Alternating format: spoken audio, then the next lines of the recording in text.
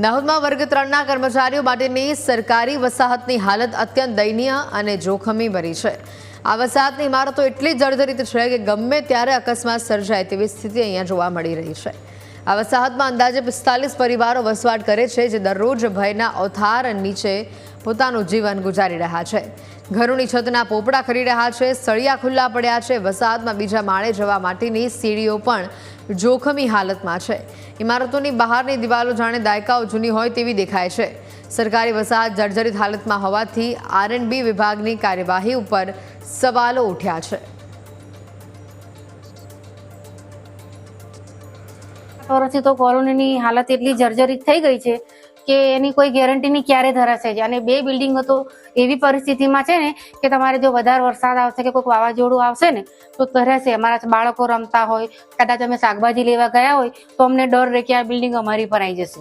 એટલે સરકારશ્રીને મારી વિનંતી છે કે એની તાત્કાલિક ધોરણે એનો કોઈ નિકાલ કરે, એને જમીનદોસ્ત કરી નાખે। અમે ગવર્મેન્ટ કોલોનીમાં રહીએ, સરકારી વસાહતમાં। ત્યાં આગળ બિલ્ડિંગોનો પડવાનો એટલો બધો ત્રાસ છે કે માણસ જોઈને અંદર કોઈ જતું નહીં।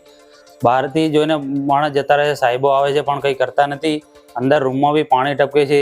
વરસાદના ટાઈમમાં કોઈ બી જીવજંતુ અંદર ઘૂસી જાય તો પણ અમારી જવાબદારી કોની? અને આ બિલ્ડિંગો તમે જોઈ શકો, બહારથી અંદર જવાનું કોઈ એ થતું નહીં। અને સાહેબો આવીને કંઈ કરી જાય પણ લકી જાય છે પણ કંઈ કરતા નહીં સાહેબો।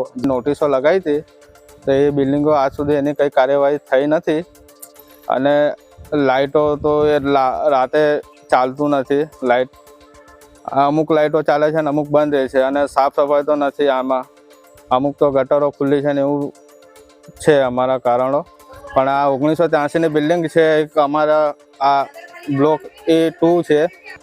એની તો લખી લઈ ગયા ખરા, પણ કેટલી વખત લખી લઈ ગયા છે અને બધી રૂમોમાં એવું જ નીચે બી આ કેવું છે તમે જોવો જ છો।